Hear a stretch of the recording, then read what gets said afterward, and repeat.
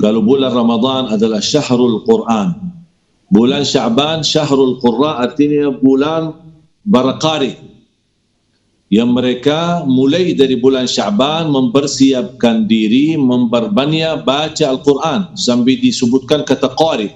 Kalau kata qari artinya semakin banyak membaca Al-Quran sampai dia mendapatkan lifal qari'nya atau tingkatan atau gelar qari. Sebagaimana disebutkan gelar hafiz kalau dia sudah menghafal 30 juz.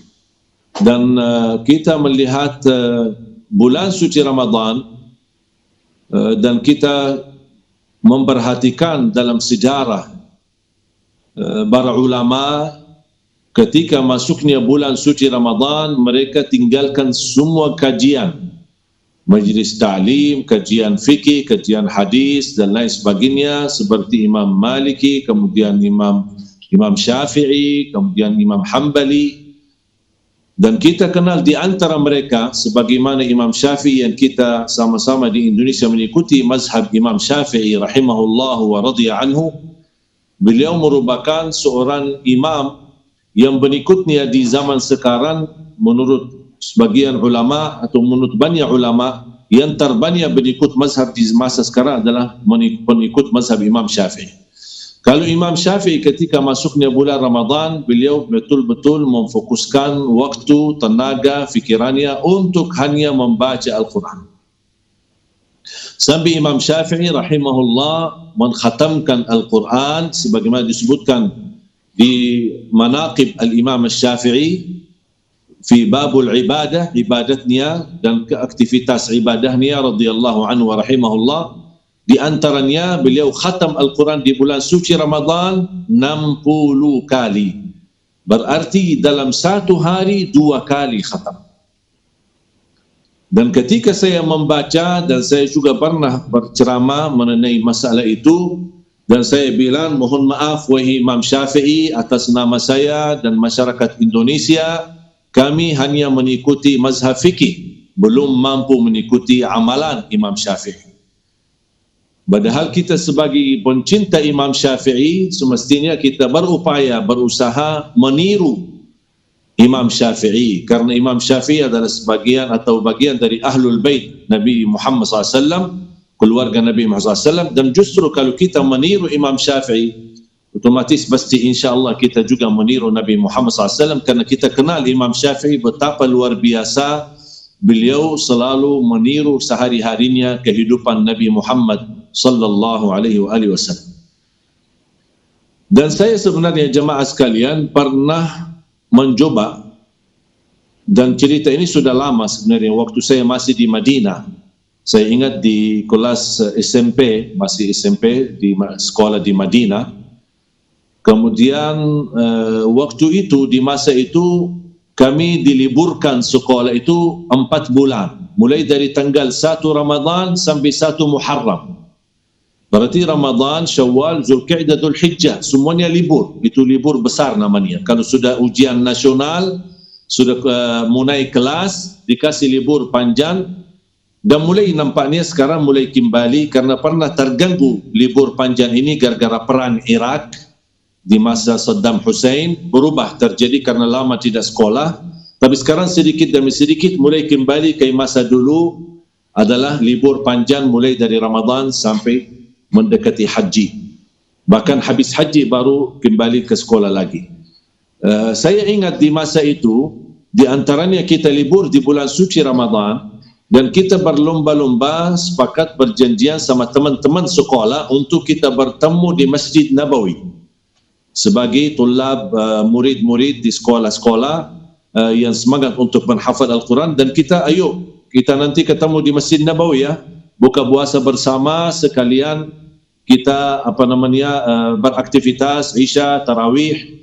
Dan kita sebenarnya biasanya kita di awal Ramadan seolah-olah i'tikaf.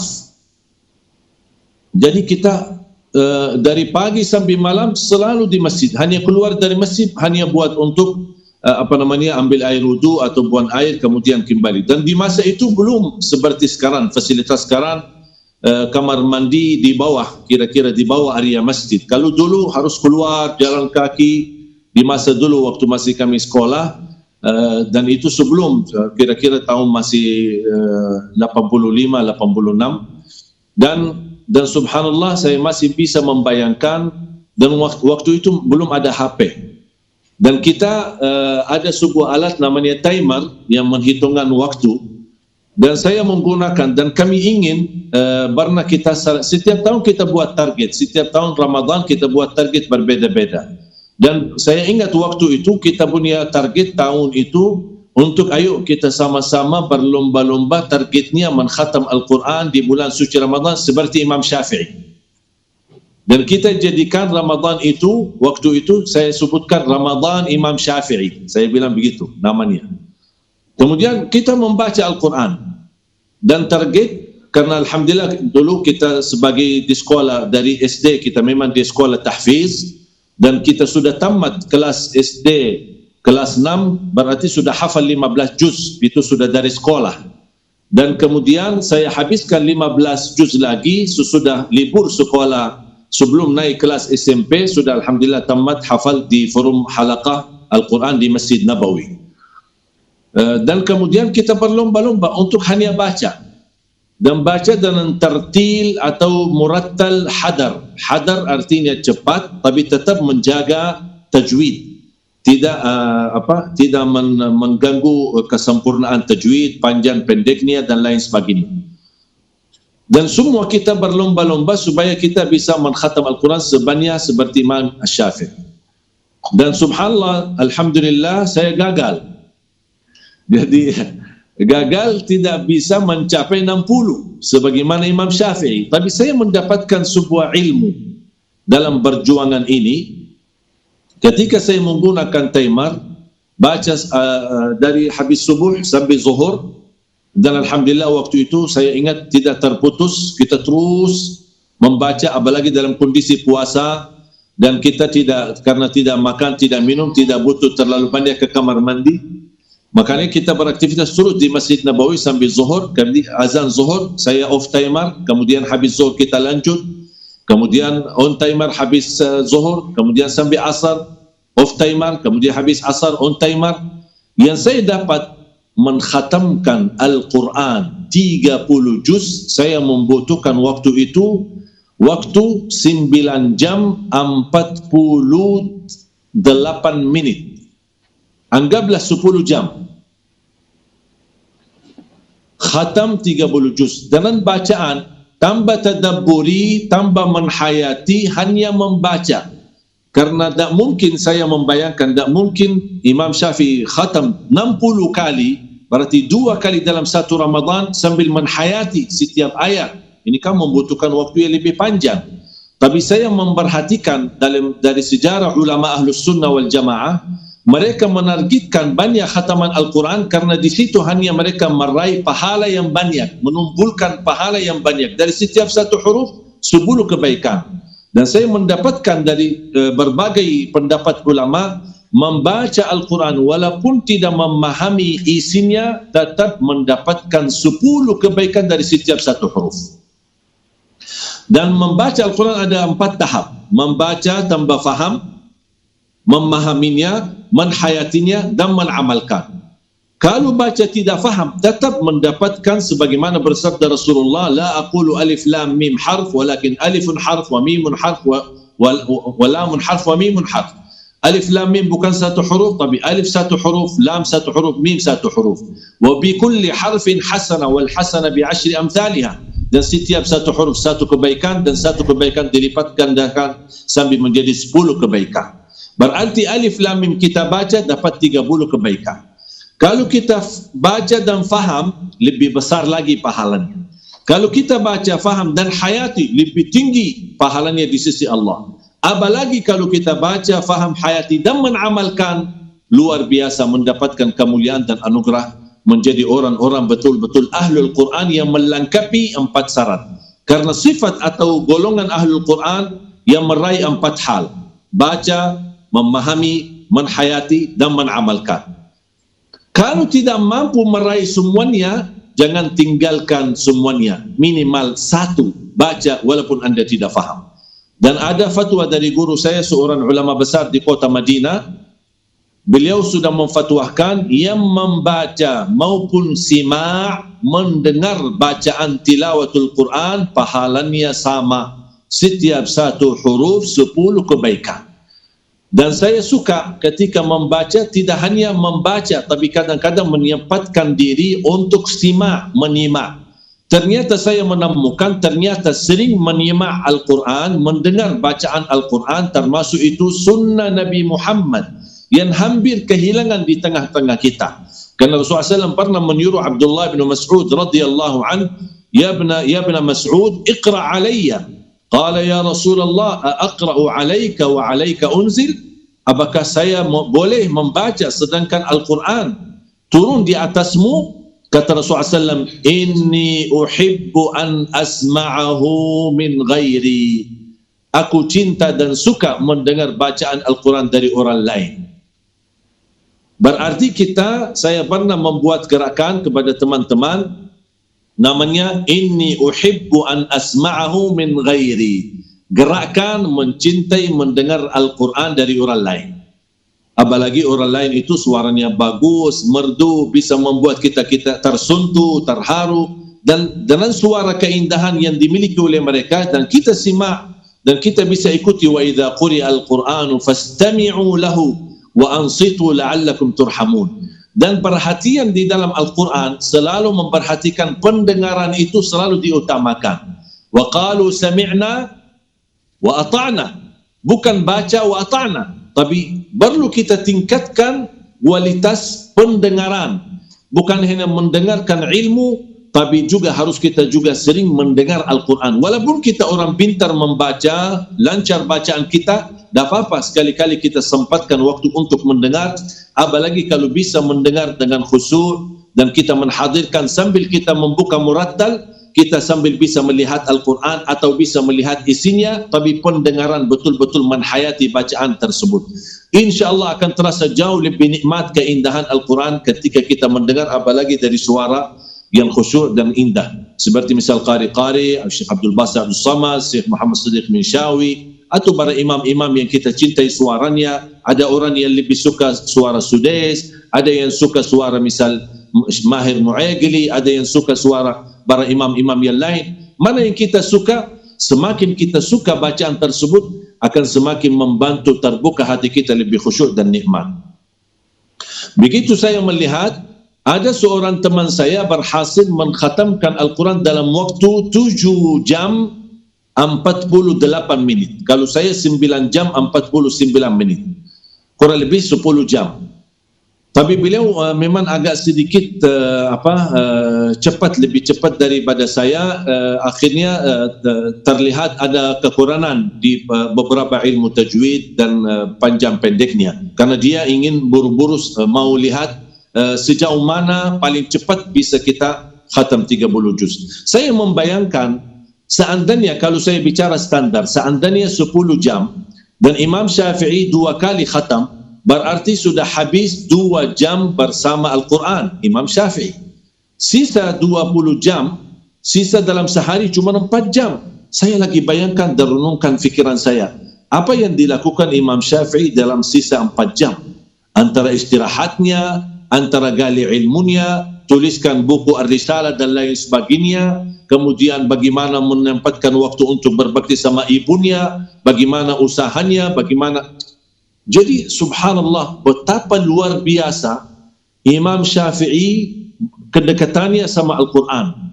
Dan ini kita perlu sebagai umat Islam, Ahlus Sunnah wal Jamaah, apalagi pencinta dan pengikut Imam Syafi'i, perlu kita tingkatkan bagaimana kita bisa, walaupun tidak bisa sebanyak Imam Syafi'i 60 kali, atau setiap hari 1 kali, minimal di bulan Ramadan, menurut saya minimal di bulan Ramadan lebih dari 2 kali. Itu minimal. Di luar bulan Ramadan minimal 1 kali 1 bulan. Artinya one day one juz, 1 hari 1 juz. Dan nanti insyaAllah di ujung acara saya akan memberikan metode-metode mudah bagaimana sebanyak-banyaknya kita bisa khatam Al-Quran di bulan suci Ramadan, apalagi di luar bulan Ramadan, habis Ramadan, bagaimana kita bisa tingkatkan bacaan kita setiap hari. Jamaah sekalian dimuliakan Allah Subhanahu wa ta'ala, nuzulul Quran. nuzulul Quran, saya tidak akan memasuki pandangan perbedaan ulama soal nuzulul Quran kapan. Antara pendapat ulama, ada yang menyampaikan di bulan Rabiul Awal, ada yang menyampaikan di bulan Ramadan, ada yang menyampaikan Lailatul Qadar, ada yang menyampaikan di malam 24, ada yang menyampaikan di malam 17 Ramadan. Ini semua perbedaan yang terjadi di antara ulama dan tidak dikuatkan oleh masing-masing ulama dengan kekuatan dasar dalil atau hadis. Tetapi yang saya bisa mendapatkan, Al-Quran itu seluruh kitab yang Allah wahyukan kepada para Nabi dan Rasul, Taurat, Injil, Zabur, Suhuf Ibrahim, Musa dan lain sebagainya, semuanya turun kepada seluruh Nabi jumlatan wahidah, sekaligus. Ini misal contoh, Taurat, misal anggaplah 30 juz, misal. Taurat 30 juz, Allah turunkan 30 juz misal kepada Nabi Musa. Injil 30 juz kepada Nabi Isa, sekaligus, tidak bertahap-tahap. Beda sama Nabi Muhammad sallallahu alaihi wasallam. Allah turunkan Al-Quran dengan dua cara. Nuzulul Quran tahap pertama jumlatan wahidah, sekaligus semuanya 30 juz seluruh Al-Quran turun. Tapi bukan kepada Nabi Muhammad, tapi turun dari langit. Yang ketujuh, di situ ada sebuah tempat namanya Al-Lawhul Mahfuz. Al-Lawhul Mahfuz adalah tempat penyimpanan semua kitab-kitab yang Allah wahyukan kepada Nabi dan Rasul, termasuk penyimpanan buku takdir. Di situ tertulis takdirnya, dan di antaranya ada Al-Quran. Bal huwa Qur'anun Majid fi lawhin mahfuz. Abdullah bin Abbas radhiyallahu anhu menjelaskan, Allah subhanahu wa ta'ala menurunkan Al-Quran jumlatan wahidah, semuanya sekaligus, dari Al-Lawhul Mahfuz, posisi Al-Lawhul Mahfuz dengan Al-Baitul Ma'mur di langit yang ketujuh.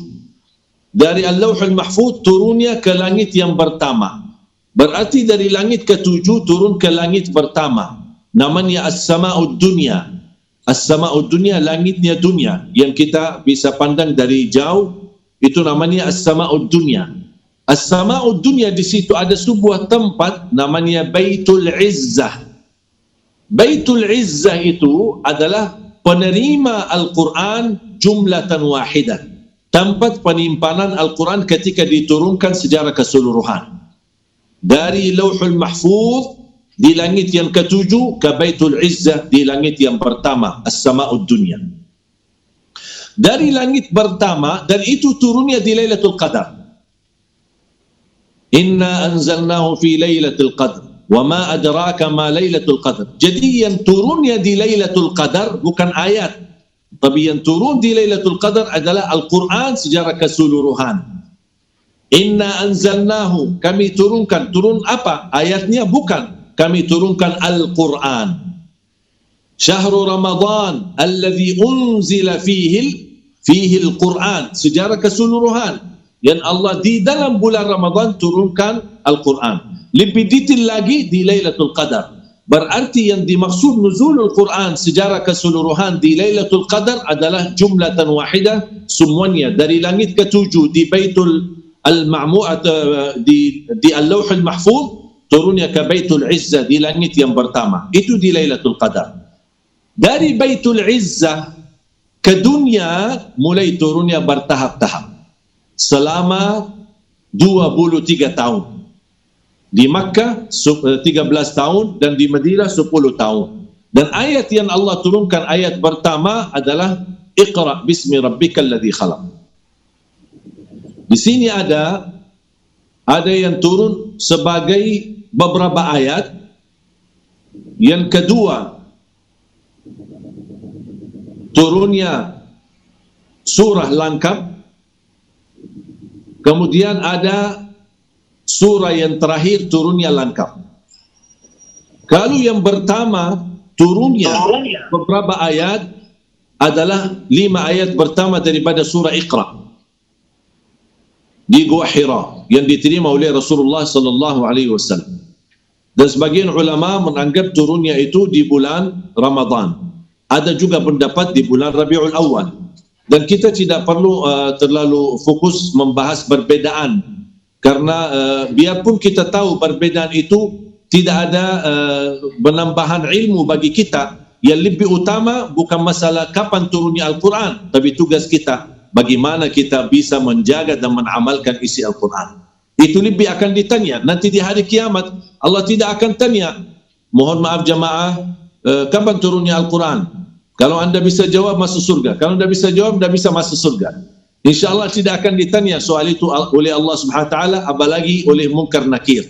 Tapi yang akan ditanyakan oleh Allah, Al-Quran sudah antum terima, sudah antum tahu, sudah dipelajari, apakah anda amalkan, apakah sudah menhayati, apalagi sudah menjaga dan menghafalnya. Itu yang harus kita perlu mempersiapkan jawabannya di hadapan Allah Subhanahu Wa Taala.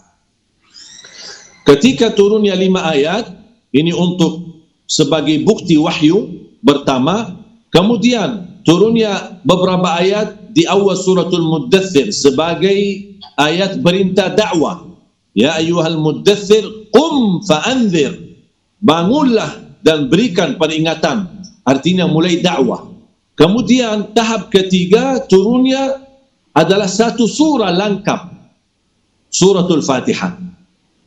Berarti kalau ada orang tanya pertanyaan, apa surah yang pertama yang Allah turunkan kepada Nabi Muhammad, surah lengkap, jangan langsung jawab Iqra bismi rabbikal ladzi khalaq, salah. Tapi surah yang lengkap yang pertama yang Allah turunkan kepada Nabi Muhammad adalah suratul Fatihah. Tapi kalau ada orang bertanya, mana ayat yang pertama yang Allah turunkan kepada Nabi Muhammad, baru jawabannya Iqra bismi rabbikal ladzi khalaq. Harus kita bedakan antara ayat yang Allah pertama turunkan atau surah lengkap yang Allah turunkan. Ayat yang pertama Iqra, surah lengkap yang Allah turunkan pertama, surah lengkap adalah suratul Fatihah. Dan ayat atau surah yang terakhir yang Allah turunkan kepada Nabi Muhammad SAW, surah lengkap, satu surah lengkap kepada Nabi Muhammad SAW, dan dia termasuk surah yang terakhir adalah surat Idza Jaa Nasrullahi wal Fath, suratul Nasr. Kemudian selama 23 tahun Allah turunkan Al-Quran bertahap-tahap. Kadang bisa jawab pertanyaan, kadang bisa menjawab persoalan-persoalan yang terjadi, kadang bisa memberikan penjelasan terhadap peristiwa yang terjadi, bagaimana bisa memberikan berita kemuliaan Nabi Muhammad. Banyak alasan, ada cerita asbabun nuzulnya, ada perlaksanaannya, bisa juga pertanyaan, yas'alunaka 'anil khamri, yas'alunaka 'anil mahid, yas'alunaka 'anil ahillah, wa idza sa'alaka 'ibadi anni fa inni qarib. Ini semua pertanyaan-pertanyaan yang terjawab melalui wahyu yang Allah turunkan sesuai, termasuk asbab nuzul seperti qul huwallahu ahad. Ketika orang Yahudi menghadap Rasulullah SAW dan mereka menanyakan, tolong tunjukkan siapa Allah, keturunan Allah siapa, orang tuanya siapa, bapaknya ibunya siapa. Rasulullah SAW diam, tidak memberikan jawaban. Allah turunkan jawaban, katakan wahai Muhammad, Allahu ahad. Itulah kalau mudah tahu biodata Allah Subhanahu Wa Taala, Allahu ahad, Allahu samad, lam yalid wa lam yulad wa lam yakul lahu kufuwan ahad. Dan banyak ayat-ayat Al-Quran yang tergantung dengan asbabun nuzulnya, dan perlu kita fahami asbabun nuzul ayat tersebut agar kita bisa memahami makna yang tergandung dalam isi-isi Al-Quran. Jamaah sekalian dimuliakan Allah Subhanahu Wa Taala, Al-Quran Allah Subhanahu Wa Taala menurunkannya bertahap-tahap. Ada ayat, ada potongan jumlah ayat, atau ada surah-surah. Tapi susunannya yang kita lihat sekarang, susunannya 30 juz. Al-Fatihah di depan, An-Nas surah yang terakhir, kenapa Al-Baqarah surah yang kedua, Ali Imran yang ketiga, dan seterusnya.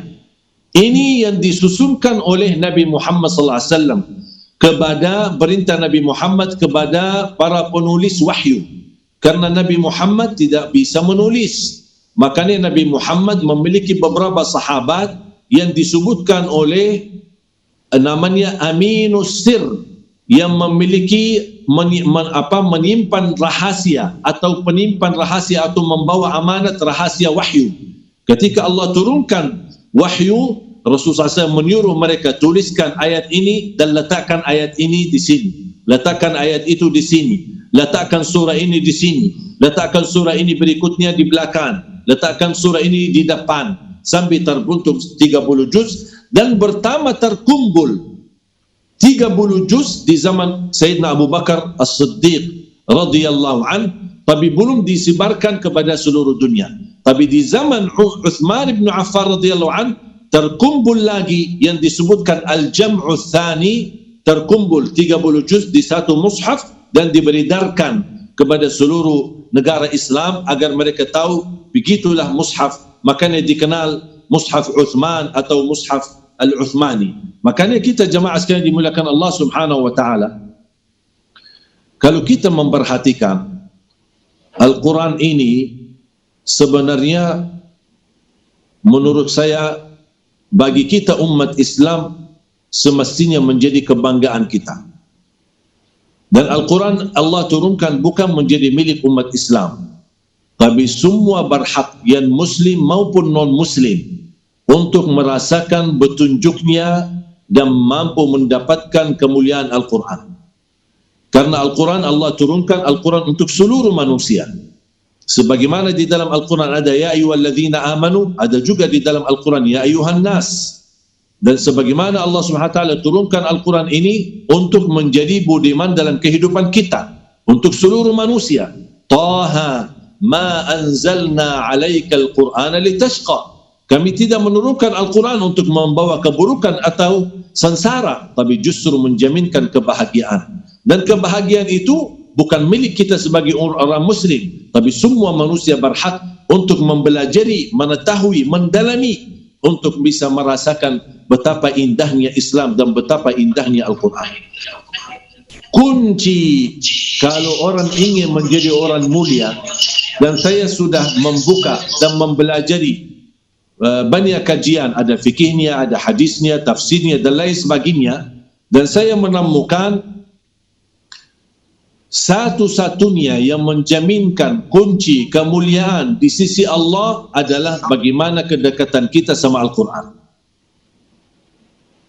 Al-Quran Allah sudah menyebutkan dalam suratul Waqi'ah ayat 77, innahu laqur'anun karim. Ketika saya menggali terjemahan dalam bahasa Indonesia, sesungguhnya Al-Quran itu sangat mulia atau amat mulia. Ada yang juga terjemahannya Al-Quran bacaannya sangat mulia. Ada juga terjemahan Al-Quran pahalanya sangat mulia. Tapi saya tidak menemukan yang sesuai bahasa Arab yang bisa terangkan makna yang hakiki daripada innahu laqur'anun karim. Kalau hanya kita berkata Al-Quran sesungguhnya sangat mulia, mohon maaf, kita semua percaya dan yakini Al-Quran itu sangat mulia. Tidak ada orang yang meragukannya. Tapi kalau Al-Quran itu sendiri mulia, kalau Al-Quran itu sendiri mulia, bagi kita apa? Apa manfaatnya buat kita? Kalau Al-Quran itu sendiri mulia, terus buat kita apa?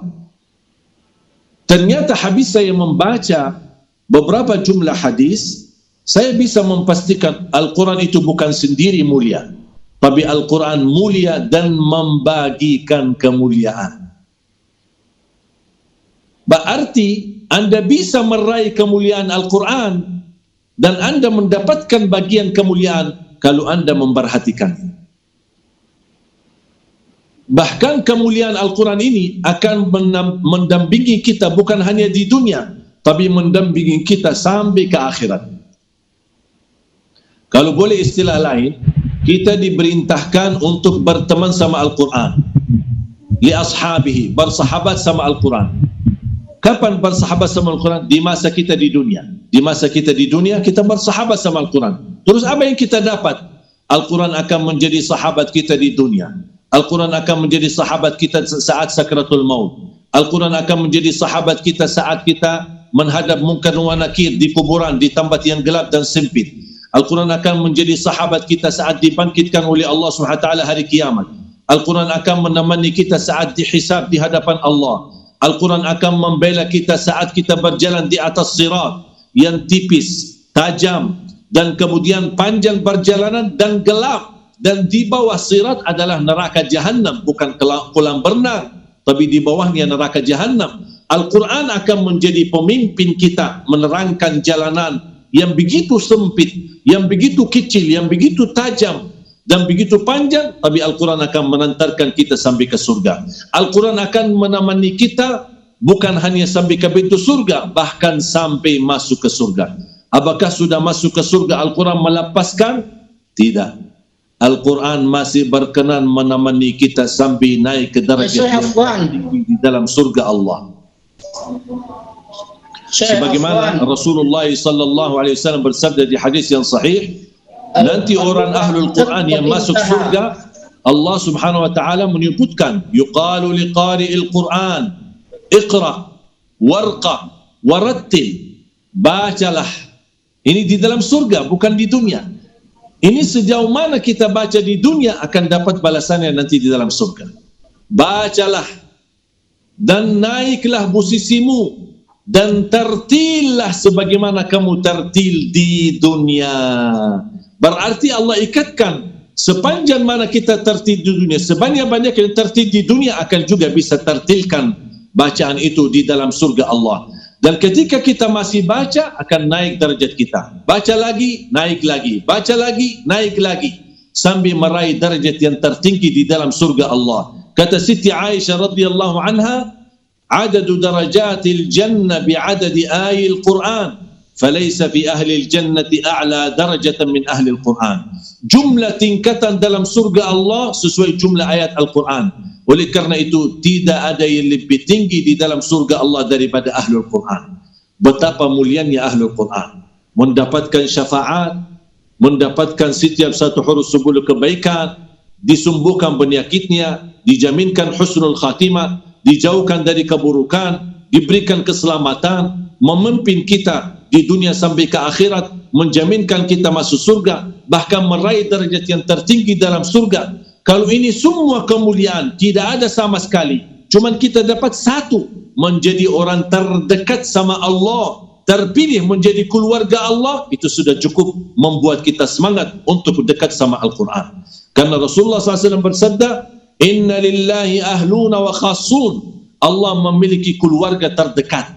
Siapa itu ya Rasulullah? Qala ahlul Quran hum ahlullahi wa khassatuh.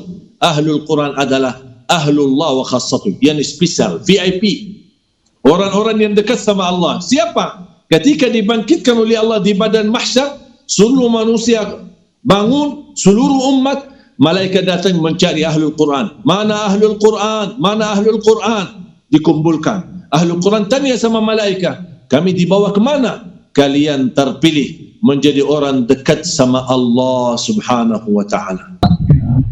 Sisa Ramadan saya harap kalau bisa dioptimalkan supaya sisa Ramadan ini bisa kita dapat minimal 2 atau 3 kali. Dalam sisa, saya tidak bahas yang sudah lalu, saya bahas yang masih ada, yang tersisa ini. Yang sudah lalu tidak usah dibahas. Yang sudah khatam mudah-mudahan diterima, yang belum khatam mudah-mudahan insyaAllah diberikan kemudahan untuk bisa khatam. Tapi yang saya bicara sisanya, bisa enggak kira-kira mulai malam ini atau mulai besok subuh kita targetkan 1 juz setiap waktu salat. Setiap waktu salat harus kita komitmen. Tidak boleh ada alasan untuk sibuk, ada janji kajian, ada janji begini, ada janji begitu. Tolong disesuaikan. Apakah kalau anda sibuk habis salat, berarti anda sesuaikan sebelum salat. Jadi tolong dikomitmen dan harus dipaksa, harus mujahadah. InsyaAllah kalau anda bisa mempertahankan, insyaAllah akan terasa betapa mudahnya untuk mendapatkan khataman Al-Quran. Kalau setiap salat 1 juz, berarti kita dapat 1 hari 5 juz. 5 juz dikali 6 hari 30. Berarti insyaAllah kalau kita optimal, insyaAllah minimal 2 kali. Minimal itu sudah, minimal. Apalagi kalau kita semangat lagi, 1 juz sebelum salat, 1 juz sesudah salat, berarti kita dapat 10 juz. Cuba bayangkan. Kalau 1 juz sebelum salat dan 1 juz 2 sesudah salat, berarti 2 juz dalam setiap salat, berarti kita dapat 10 juz. 3 hari kita khatam. Kenapa banyak orang merasa keberatan? Saya kasih rahasia. Alasan kenapa orang keberatan khatam Al-Quran. Contoh, dia apalagi habis dengar ceramah, dia posisinya iman sudah mulai tersentuh, kemudian mulai naik. Otomatis kalau iman yang mulai naik, pasti semangatnya mulai naik. Kemudian dia pulang ke rumah, karena rasa malu, sudah lama-lama ini ketinggalan Al-Quran. Masa kita Ramadan aja dah khatam-khatam. Kalau Ramadan aja dah khatam, kira-kira gimana bulan lainnya? Padahal Ramadan bulan Al-Quran. Kebanyakan seperti ini. A'udzubillahi minasyaitonirrajim. Bismillahirrahmanirrahim. Alif lam mim. Dzalikal kitabu la raiba fihi hudan lil muttaqin. Alladzina yu'minuna bil ghaibi wa yuqimuna as-salata wa mimma razaqnahum 286. Ini aja suratul Baqarah. Kapan habisnya? Sadaqallahul azim. Dah jadi lanjut. Karena dia sudah, ini lagi baca, ini lagi semangat sebenarnya. Dia sudah lagi semangat. Dan dia semangat membaca. Tapi belum selesai halaman yang sedang dia baca, dia suka bola-balik halaman berikutnya. Ingin melihat kapan habisnya. Ini bisikan syaitan. Bisikan syaitan membisiki kita. Lihat dong, lihat dong, lihat dong. Begitu kita lihat, langsung no drop. Langsung drop, semangatnya sudah turun. Ya masih lama, apalagi 30 juz. Melihat halaman 600 sekian, kapan habisnya? Padahal yang seharusnya kita fokus bukan kapan habisnya, tapi kapan mulainya. Dan sejauh manapun, kalau kita berlangkah walaupun sedikit, pasti akan sampai. Tapi sedekat apapun, kalau diam di tempat, tak bakal sampai tujuan. Makanya mulai hari ini, kalau anda baca, jangan suka lihat halaman belakang. Walaupun gatal tangannya, tak apa-apa, sabar. Terus yang kedua, ketika anda sudah buat jadwal, harus tertulis. Ini tahap pertama, jadwal harus tertulis. Targetmu apa? Tulisnya. Ini kembali kepada kemampuan. Dan insya Allah masalah membaca 1 juz, tidak harusnya sekaligus. Ada orang merasa, ya Allah 1 juz. Kalau saya pribadi 1 juz mungkin 12 menit sampai 14 menit cukup. Mungkin bagi orang lain mungkin butuh mungkin setengah jam, bisa 1 jam. Jangan khawatir. Tak apa-apa, biarpun 1 jam 1 juz. Tidak usah sekaligus. Tak apa-apa, Allah terima cicilan. Insya Allah Allah terima cicilan. Tak apa-apa. Baca sesuai kemampuan. Baca 2 halaman, 1 halaman. Nanti sempatkan lagi, baca lagi, sempatkan lagi.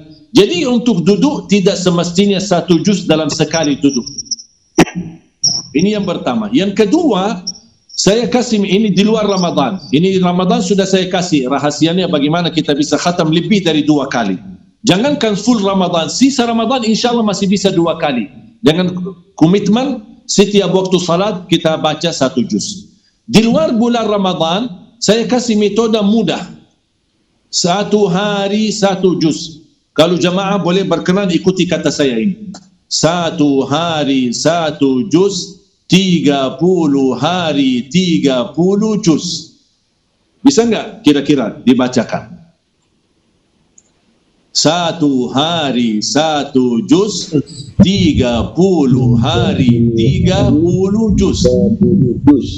Bisa 1 kali lagi? 1 hari 1 juz, 30 hari 30 juz. Kira enteng enggak? Enteng insyaAllah. Sudah 1 hari 1 juz, sudah enteng. Berarti kita lakukan. Ada orang merasa, enggak, ada enggak lebih mudah? InsyaAllah ada. Sebelum setiap waktu salat, baca 2 halaman. Setiap waktu salat, baca 2 halaman. 2 halaman kali 5 waktu, 20. Sudah 1 juz. Mohon maaf ada 2 halaman, kebanyakan juga ya. Ya udah, tidak apa-apa. Masih malas ya, tidak apa-apa. 1 halaman sebelum salat, 1 halaman sesudah salat. 1 halaman, satu kertas, cuma 1. dua halaman ni, satu lembar, dua halaman. Sebelum salat satu lembar, sesudah salat satu lembar. InsyaAllah sedikit demi sedikit. Tapi komitmen istiqamah itulah dicintai Allah daripada orang yang baca banyak tapi terputus. Mohon maaf kalau metode ini belum cukup mana-mana kita masih malas. Mohon maaf, metode ini satu halaman atau satu lembar sebelum salat, satu lembar sesudah salat, dan seterusnya kita insyaAllah mampu khatam dengan mudah satu juz. Kalau itu pun tidak berhasil laksanakannya, itu termasuk metode yang termudah khatam Al-Quran untuk orang yang paling malas. Kalau itu pun tidak berhasil, mohon maaf saya angkat tangan, inna lillah wa inna ilaihi raji'un.